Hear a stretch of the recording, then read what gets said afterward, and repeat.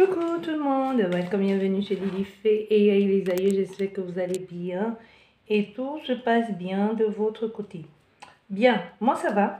Merci beaucoup à tous ces là, merci beaucoup à tous ceux qui ont rejoint notre grande famille. On va regarder quel message je peux vous transmettre aujourd'hui, quel message j'ai pour vous.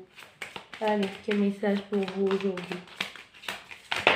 Hop, oula, nous avons 3 cartes qui sont tombées, bien. Nous avons 3 cartes qui sont tombées. On va bien dans ce jeu. On a déjà 2 personnes différentes. Bon, il y a quelqu'un. Il y a un homme. Ça peut être aussi bien une femme.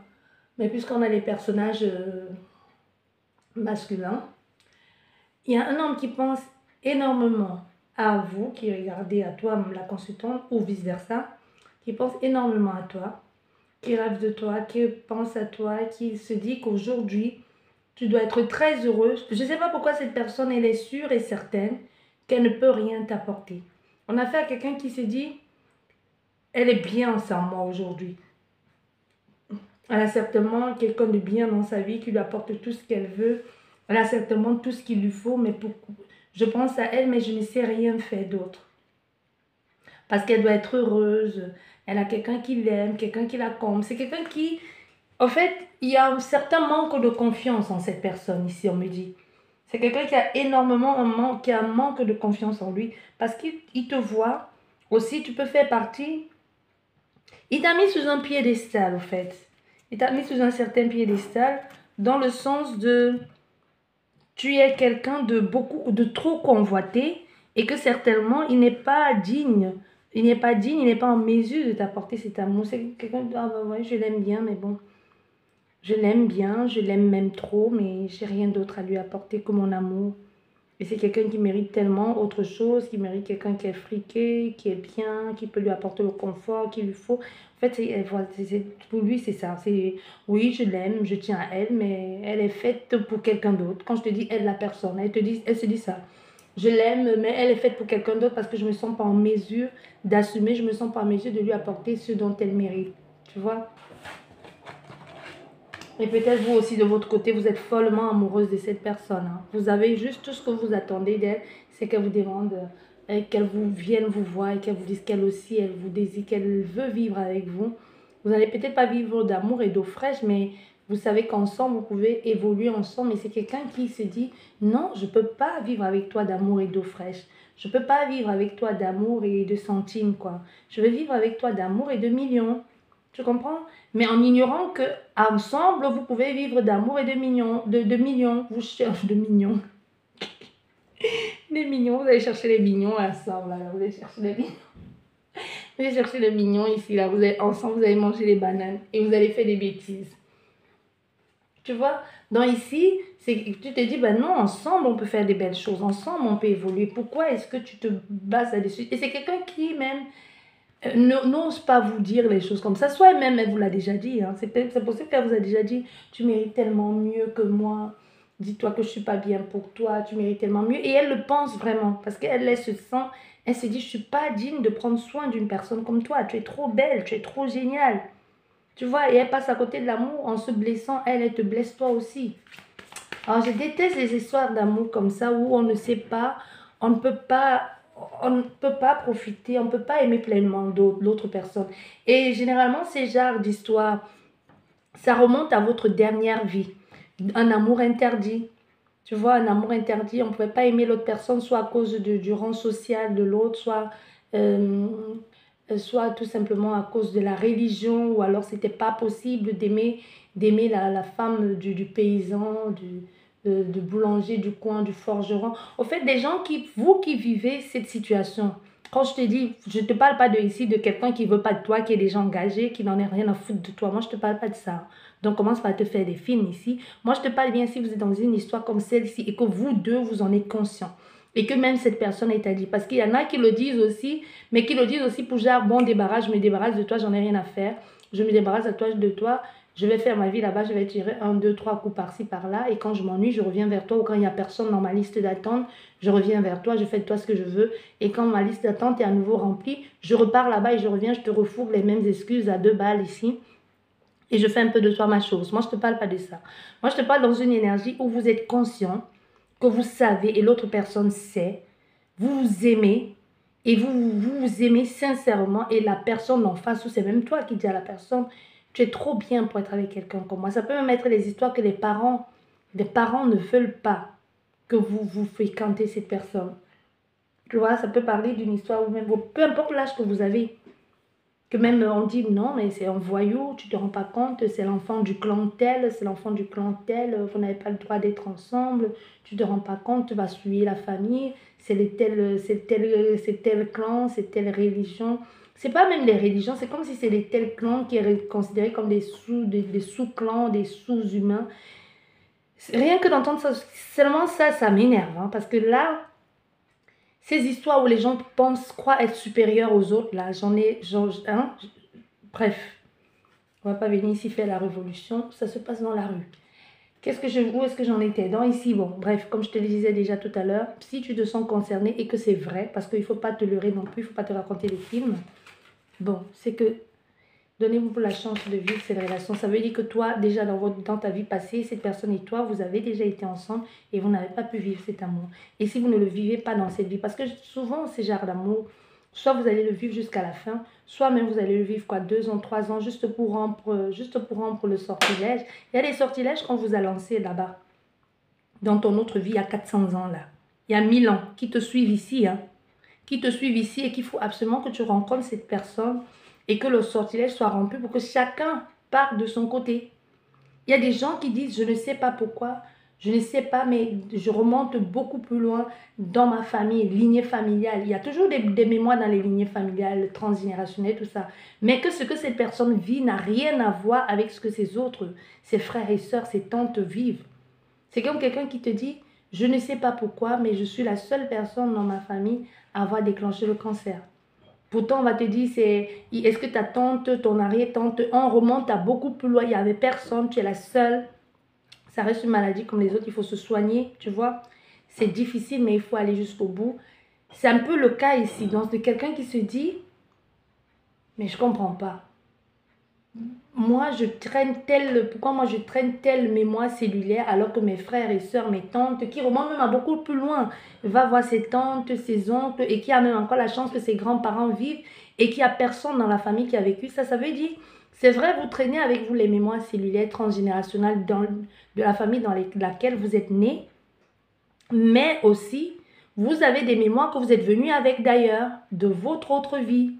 Et si c'est ça qui prime ici, si c'est ça qui prime, si vous avez trouvé quelqu'un qui a pu remonter beaucoup plus loin, aller dans les annales akashiques, aller dans votre vie du passé, si c'est ça qui prime et que cette personne et vous êtes là, et que même si tu es seul et que c'est possible de rompre le sortilège, tu romps le sortilège dans la même année. Généralement, ça dure quoi? Une année. Tu vois les choses, les situations se décanter. Tu changes complètement de perception. C'est comme si tu étais endormi et on a fait ça et tu t'es réveillé. Parce que c'est fait que c'est quelque chose que l'on t'a... C'est comme des... C'est un sortilège qu'on a lancé qui doit être rompu. C'est comme la malédiction, quand on te jette une malédiction, on te dit, je te maudis, toi et ta descendance et ta génération future. Et ça va jusqu'au petit arrière-petit-enfant. Quelquefois, tu nettoies les mémoires jusqu'on n'est plus en fini. Tu nettoies les mémoires, est-ce que tu vas nettoyer la mémoire de 8 générations avant toi? Tu dis, purée, mais moi, je n'étais pas née, qu'est-ce que je vais y voir là-dedans? Ah ben oui. Eh ben ça. Et la parole, faites attention à ce que vous dites. La parole, quand tu sais manier ta parole, ta langue, et que tu es sûr de ce que tu veux avec conviction, la parole est très puissante. Ça peut décanter une situation comme ça peut la bloquer. Faites très, très, très, très attention avec une parole. C'est ce que ma mère me dit toujours. Fais attention à ce que tu dis. Parce que ça dépend. Si les éléments, les conditions sont réunies, si ton état d'esprit y est, je ne vais pas vous donner tout ça ici. Là, c'est très facile à maîtriser. Mais le truc, c'est qu'il y en a qui le servent à qui s'en servent à mauvais escient. Mais quelquefois, vous ne payez pas. Ça ne vous retombe pas dessus, mais ça retombe sur vos enfants ou sur vos petits-enfants. Les pauvres, ils n'ont rien demandé. Tu vois, tu invoques ici, tu convoques, tu fais des incantations pour détruire une relation, pour bloquer quelqu'un, pour rien. Pour rien, justement, parce que tu dis, oui, ton mari t'a trompé avec une femme, au lieu de t'en prendre à ton mari, tu t'en prends à cette pauvre femme, elle ne savait même pas que ton mari déjà était marié. Elle ne savait pas, elle pensait qu'il était célibataire. Tu lui fais du mal à elle, tu la bloques, tu fais les incantations, tu vas voir je ne sais trop quoi, pour lui causer du tort à elle. Tu lui causes du tort, elle n'a rien fait. Mais cette femme, le jour que, même si elle ne sait pas manier les énergies, mais le jour qu'elle prendra conscience de qu'il y a quelque chose qui ne va pas dans sa vie, et que les conditions vont être réunies, et qu'elle va s'asseoir, et qu'elle sera consciente de chaque mot qui sort de sa bouche, et qu'elle va verbaliser, qu'elle va vocaliser, et si à ça elle aligne, si à ça elle rajoute la libation, c'est qu'elle va dire, peu importe où tu es, même si tu es morte, c'est qu'elle va dire, ça va te trouver et ça va trouver ta descendance. Parce que c'est qu'elle, non seulement c'est qu'elle dit, elle dit la vérité, parce qu'elle n'y est pour rien. Le fait que ton mari t'a trompé, elle n'y est pour rien. Il ne faut pas savoir que il y a des fortes possibilités que cette personne soit venue lui dire, je suis séparée, je suis célibataire, ou je suis en instance de séparation, elle et moi, on n'a plus rien. On y croit. Vous savez qu'il y a les beaux parleurs. Vous-même, vous êtes déjà tombés. Les beaux parleurs, vous êtes déjà tombés, hommes comme femmes, dans les pièges des gens qui vous disent, vous arrivez chez eux, vous voyez encore les affaires de leur femme et qui vous disent, non, elle et moi, on n'a plus rien à faire. J'attends juste qu'elle vienne débarrasser ses affaires. Pourtant, c'est faux. Pourtant, sa femme ou son mari est juste parti en mission pour quelques jours. Mais vous y croyez parce que vous avez cette soif, ce besoin d'être aimé. Vous y croyez. Au lieu de s'en prendre à leur conjoint ou à leur conjointe, cette personne vient s'en prendre à vous. Cette personne s'en prend à vous et ça marche. Mais vous n'y étiez pour rien. Mais le jour que vous allez dire retour à l'envoyeur, vous n'avez même pas besoin d'aller consulter un féticheur, un marabout, ce que tu veux. Le jour que tu vas t'asseoir, tu vas dire retour à l'envoyeur et que tu vas mettre les choses en place, les conditions doivent être unies, ton état d'esprit doit y être et la parole, il y a ces trois choses-là. Tu dis retour à l'envoyeur, je ne sais pas ce que je t'ai... Où que soit cette personne, parce que non seulement tu es en train de dire ta vérité et c'est vrai, tu ne savais pas que cette personne était encore en couple, parce que moi je te dis des choses que chaque fois que j'ai consulté ou que les gens m'ont demandé les soins pour des déblocages, il y a souvent dans les relations sentimentales, je veux te dire, parce qu'il y a d'autres, c'est pas que ça. Dans les relations sentimentales, quelqu'un qui est bloqué, souvent c'est ça. Une femme ou un homme qui se retrouve bloqué par le conjoint jaloux, alors que lui, il ignorait que la personne même était encore mariée. Tu vois, elle ignorait complètement que cette femme ou cet homme était encore marié. Parce qu'il est venu vous a raconté des histoires. Vous y avez cru. Parce que vous êtes en train de chercher l'amour. C'est comme les hommes ou les femmes qui viennent vous faire la cour sur les sites de rencontres. C'est un site célibataire. Tu as mis célibataire, tu lis son profil, c'est mis célibataire. C'est pas écrit en instance de séparation. C'est mis célibataire ou veuf ou séparé. Donc ça veut dire que cette personne est censée être seule. Et cette personne et l'autre arrive et sait connaître ton existence et s'en prend à toi. Et si aussi, toi qui regardes cette guidance, si toi, tu es dans le cas des gens qui s'en prennent aux gens inutilement, le t'en prendre à ton nom, si tu es trop énervé que lui ou elle t'a trompé, en prends-toi à elle, hein, parce qu'il faut laisser les enfants des gens tranquilles. Et parce que tu n'es pas encore tombé sur quelqu'un. Tu peux décider de t'en prendre à quelqu'un alors qu'elle n'y est pour rien et tu tombes sur quelqu'un plus fort que toi. Ce que tu lui as fait là, elle te renvoie ça au septuple ici. Elle te renvoie ça, elle ne fait pas elle ne tergiverse pas, elle te renvoie ça tout de suite là, même ta descendance. Et tu commences à pleurer partout, tu vas partout dans tous les coins, tu dis, ah oui, je suis allée dans tel pays, on n'arrive pas à me libérer, on n'arrive pas à me débloquer. Mais qu'est-ce que tu as fait? C'est la question qu'il faut poser. Tu as fait quoi? Parce que même nous, si souvent on accepte les soins, tu te retrouves en train de bagarrer avec les démons de quelqu'un, mais cette personne sait pourquoi ils sont là, ces choses. Cette personne, elle le sait, mais elle ne veut pas te dire.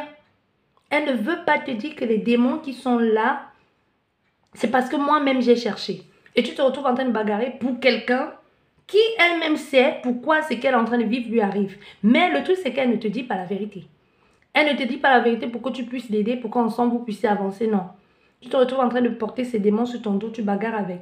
Tu bagarres avec même. Finalement, tu te fais mal. Ça n'aide pas déjà parce que ça n'aide pas. Parce que si elle ne reconnaît pas, elle ne dit pas la vérité, ça n'aide pas. Mais en plus, tu auras fait tout ça pour rien. Donc moi, je vous parle à vous, là, mais les consoeurs, les confrères, parce que je sais, vous venez, vous regardez mes guidances. Vous qui faites des soins de dégagement, avant de, je ne sais pas avec quoi vous travaillez. Je vais pas faire, je ne donne des leçons à personne. Je ne sais pas avec quoi vous travaillez. Vous travaillez avec quoi? Les esprits, les morts, vous travaillez avec quoi? Avec les cimetières, avec les extraterrestres, avec les spaghettis, avec la terre, les éléments, peu importe. Demandez toujours avec les gens avec lesquels vous travaillez là. Est-ce que cette personne, je dois faire son soin? Si on te dit non, ne force pas. Et si tu ne travailles avec personne et que toi-même tu as juste appris les soins sur les sites comme ça et que tu te dis, ah ben vas-y qu'on essaie et j'essaie une fois, deux fois et ça marche et ça aide les gens. Quand toi-même tu sens qu'à un moment ça ne va pas, que ça t'a mis à terre comme on dit, rappelle la personne qui t'a demandé le soin et demande-lui, pose-lui la question clairement, ce que tu m'as demandé de faire là, qu'est-ce que toi tu as fait? Pourquoi je me sens comme ça? Qu'est-ce que tu allais foutre? Qu'est-ce que tu allais chercher? Parce que ton soi-disant soin de dégagement, là, finalement, parce que vous faites des soins aux gens, vous chopez les énergies. C'est comme que tu chopes les énergies, tu poses la question, elle va peut-être pas te dire la vérité. Mais si elle te dit pas la vérité, ça coûte rien. Tu dis, c'est bon, tu arrêtes. Tu le rembourses son argent. Ou même peut-être tu ne rembourses pas parce que le soin a été fait. Même si tu n'es pas allé jusqu'au bout, tu n'es pas allé jusqu'au bout parce que tu as été attaqué, tu stops tout. Tu dis, stop, j'arrête. Et tu t'arrêtes là. Et tu lui dis, j'ai arrêté ton soin. Ça ne sert à rien de mentir non plus parce que là aussi c'est autre chose. Tu dis, j'ai arrêté ton soin parce que c'était beaucoup plus fort que moi. J'ai commencé mais j'ai arrêté. Soit tu le rembourses son argent, soit tu restes avec, tu prends la moitié parce que tu as travaillé. Il ne faut pas dire non, tu as travaillé. Parce qu'il y a des choses, vous faites des soins sur des personnes et tu vas te coucher dans ton lit, tu ne parviens pas à te lever. Ou tu as le sentiment que tu es étouffé toute la nuit, ou tu es paralysé d'un côté toute la nuit, tu te dis mais qu'est-ce qui ne va pas? Parce que tu allais porter les choses sur des gens qui n'étaient pas à toi. Et comment ça se fait que tu aies porté quelque chose sur quelqu'un qui n'était pas à toi? Et il faut savoir la loi. Moi, je suis en train de partager avec vous les enseignements que j'ai reçus avec mes ancêtres. Et je sais que ça peut aider. Il faut savoir que tout est juste, tout est équilibré. Si cette personne a voulu faire du mal, admettons que cette personne, comme je te disais déjà tout à l'heure, parce que moi je te dis toujours, mes témoignages, c'est des cas vécus. Que ce soit lors de mes soins, que ce soit lors de mes guidances. Et dans ce cas, c'est dans les deux, soins et guidance. Parce que cette personne qui est allée faire de fétichisme, le maraboutage que tu veux ici, sur la soi-disant tierce, parce qu'elle sortait avec son mari, elle n'aurait pas dû faire ça. Parce qu'il faut savoir, il faut déjà se poser la question, est-ce que la tierce savait que mon autre était en couple avec moi? La première question qu'il faut vous poser, c'est, est-ce que la tierce connaît mon existence? Parce que ton mari, lui, pour se décharger de tout, il va te raconter les histoires à dormir debout. À la limite, même, il va te dire, bébé, c'est elle qui m'a déshabillée. Moi, je n'étais même pas consentant. Hein. Elle m'a déshabillée, elle m'est tombée dessus. Oui, il y en a comme ça. Parce qu'il y a une qui m'a sorti cette histoire à dormir debout. J'ai dit, et tu as cru? Et tu te retrouves comme ça aujourd'hui? En tout cas, je l'avais envoyée ailleurs. Je lui avais dit clairement, désolée, mais je ne peux rien faire pour toi. Elle m'a insultée. Ben, bien, tant mieux. J'espère aujourd'hui au moins qu'elle a trouvé des solutions à ses problèmes. J'ai dit, tu as cru. Tu as cru à ce qu'il t'a dit et tu as préféré aller détruire la vie de cette jeune fille alors que tu ne la connaissais pas. Tu détruis sa vie. Sous prétexte que ton mari t'a dit que lui, il lui a dit qu'il était en couple et c'est elle qui a forcé. Il n'était pas obligé d'accepter. Hein. Il n'était pas obligé d'accepter. Mais il n'en était rien. Cette fille n'a jamais forcé rien, quoi que ce soit. La soi-disant tierce, parce qu'elle ne se met même pas dans la position de la tierce. Parce que cet homme l'avait convoitée, courtisée pendant des mois. Et cette fille ne voulait pas. Et pour pouvoir la voir dans son lit, quand sa femme est partie au pays, pour des mois avec les enfants, il lui a fait croire qu'ils se sont séparés et qu'elle est retournée dans son pays d'origine. Voilà. Et c'est comme ça que cette fille a cédé. Et elle a accepté. Ils sont passés à l'acte. Elle a couché avec. Et quand l'autre est rentré, les voisins ont dit, elle s'en est rendue quand les voisins ont dit, parce pour elle, c'était devenu son futur homme. Elle y allait régulièrement chez lui parce qu'il lui avait dit tout ça.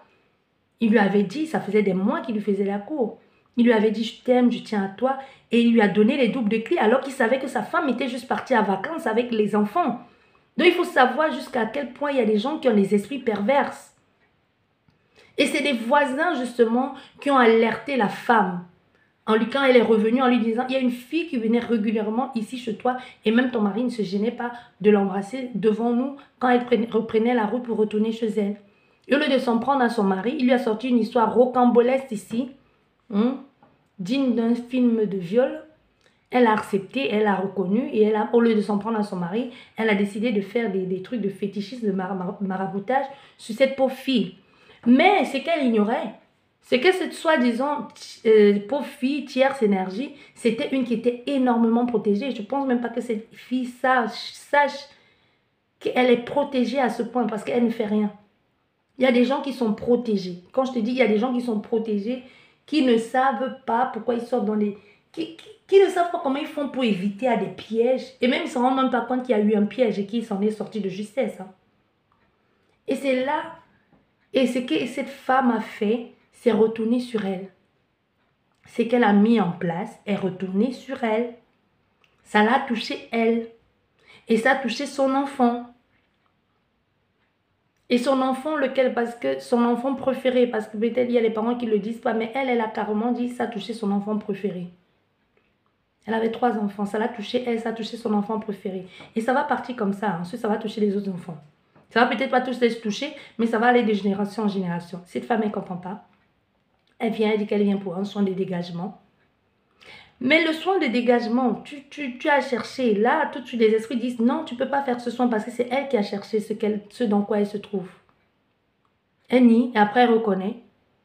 Et après elle dit non, son mari lui a dit que c'est elle qui lui est tombée dessus, qui a déchiré, qui a enlevé son pantalon. Non mais sérieux quoi. Non mais à un moment, il faut réfléchir. Hein. À un moment, il faut réfléchir. Et c'est pareil, il y a beaucoup de personnes qui vivent les mêmes situations sur les sites de rencontres. Parce qu'il y a des gens, pour eux, c'est « Ah, moi, je suis en train de perdre mon mari, je suis en train de perdre ma femme, je vais aller le marabouter. » Non, mais tu ne sais pas qui tu maraboutes. C'est ça le problème. C'est parce qu'elle, maintenant, elle a fait, et comme puisque elle vient parce que c'est qu'elle a fait sur cette fille, et comme elle ne sait pas qui est cette fille, ça lui retombe dessus, elle est coincée, elle vient pour faire un soin de dégagement. Mais un soin de dégagement, on ne sait pas te faire un soin de dégagement.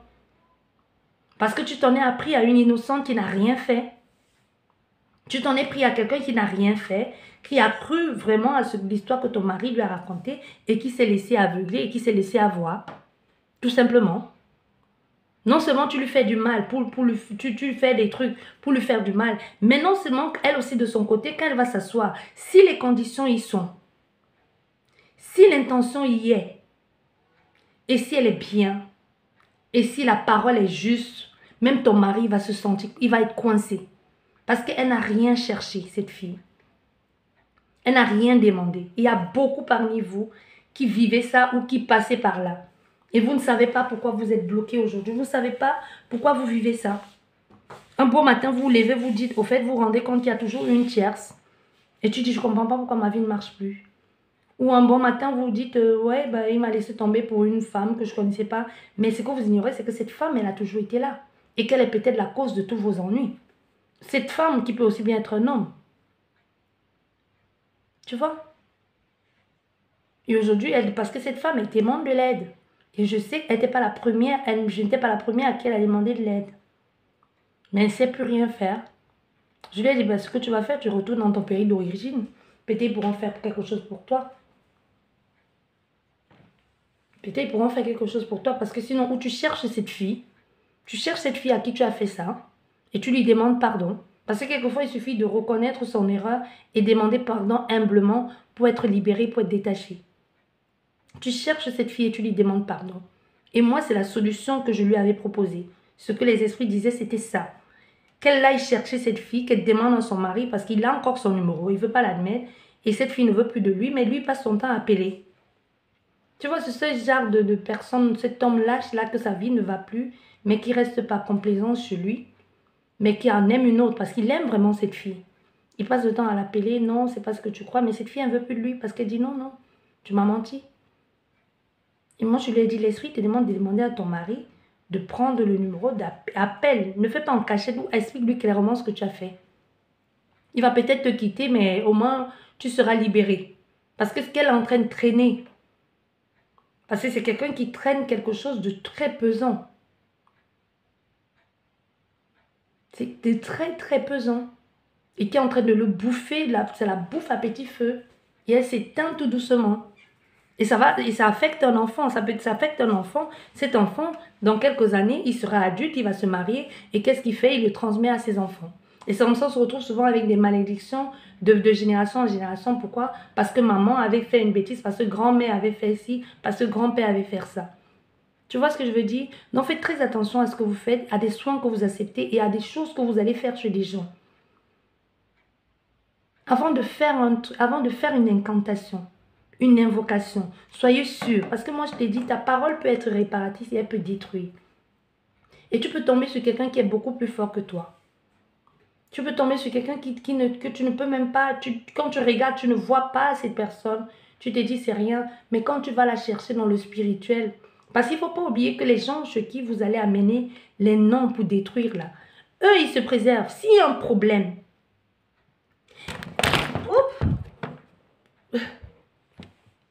tu vois, vous voyez quand je suis en train de vous parler, comment ils ne veulent pas que je parle. Hein. Tu as vu, on a balancé mon truc là. Tu vois, ils ne veulent pas. Mais on va aller jusqu'au bout de cette communication. Tu vois, il y a des gens qui... Il faut savoir que les gens chez qui vous allez, parce que c'est où nous étions, où ils ont voulu faire tomber la caméra. Et voilà, le vent souffle d'une façon sauvage. On va aller jusqu'au bout. Venez. Les gens chez qui vous allez travailler, que vous amenez les noms des gens pour travailler, il faut que vous sachiez une chose. Vous allez chez ces personnes, vous travaillez, elles travaillent à votre nom.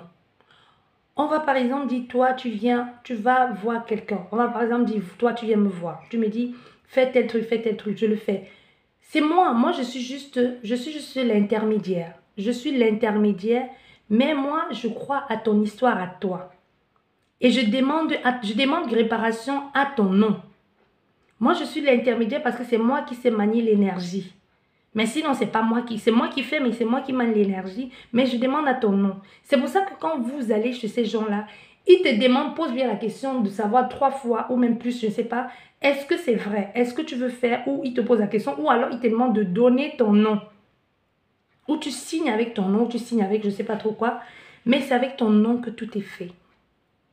Et si tout est fait avec ton nom, puisque tout est mis en place avec ton nom, si la nuit, cette personne, elle dort, et qu'elle se fait attaquer par les esprits de cette fille-là, justement, dont je te parlais tout à l'heure, et qui viennent ici demander de rendre compte aux praticiens, aux marabouts, pourquoi tu viens attaquer notre enfant, pourquoi tu attaques notre petit enfant, ce que le marabout, il va faire, il va se lever, il va dire, moi j'ai juste fait le travail qu'on m'a demandé de faire. J'ai fait ce travail au nom de tel. Allez lui poser la question à elle, pourquoi elle s'en est pris à votre enfant. Moi, je l'ai cru sur parole ce qu'elle m'a dit et j'ai fait ce qu'elle m'a demandé de faire parce que moi, je l'ai cru sur parole. Parce que sa parole à elle, c'est elle, ma cliente, et moi, je la crois sur parole. C'est pareil pour un avocat. C'est pareil un avocat qui défend quelqu'un sous bec et ongle et qu'on dit c'est un meurtrier et qui le défend et finalement, ces personnes sortent de prison et qui récidivent. Et on prend l'avocat, on brûle la maison de l'avocat, on le menace, tout ça. Mais l'avocat, il a juste défendu son client. Il a défendu son client, il a cru sur parole. Tu vois? Donc lui aussi, il n'est pas là pour regarder dans les énergies. Est-ce que tu me mens? Lui, il s'en fout. Votre marabout, il s'en fout. Tout ce qu'il sait, c'est que tu es venu lui dire. Tu lui dis et tu te demandes, tu es sûr de ce que tu veux faire, tu lui dis oui. Contrairement à celui qui vient pour le soin. Toi, tu viens pour le soin. Donc, tu viens pour me voir, pour que moi, je te dégage. Moi, avant de te dégager, il faut que je sache à quoi je m'attaque aussi. C'est pour ça que je dois poser la question avec les éléments avec lesquels, les esprits avec lesquels je travaille. Est-ce que moi, je suis à la hauteur? Parce que même si tu n'es pas attaqué, c'est possible que ce que tu traînes en toi, moi, je ne puisse pas être capable de dégager. Je ne vais pas juste te dire oui, je vais prendre ton argent et que je ne sais rien faire. Je te pose la question, est-ce que je peux? On me dit non, tu ne peux pas. On me donne les explications ou on ne me donne pas des explications. Non, parce que dans certains cas, je n'ai même pas eu d'explication. On m'a juste dit non, tu ne peux pas. Demande-lui de partir. Mais là, on te donne les explications, on dit ah, tu ne peux pas parce que c'est elle-même qui est allée chercher. Et on te montre la vision de ce qui s'est passé. Tu vas encore aller voir qui? Même si tu vas voir le marabout chez qui tu es allé pour faire tout ça là, il va te dire, c'est toi qui m'as demandé. Moi, je t'ai posé la question 10 fois, 7 fois, 3 fois. Est-ce que tu étais sûr? Tu m'as dit oui et j'ai fait. Voilà le témoignage et le message que j'ai pour vous aujourd'hui de la part de mes esprits. Si ça peut vous aider à revoir plus clair et à comprendre.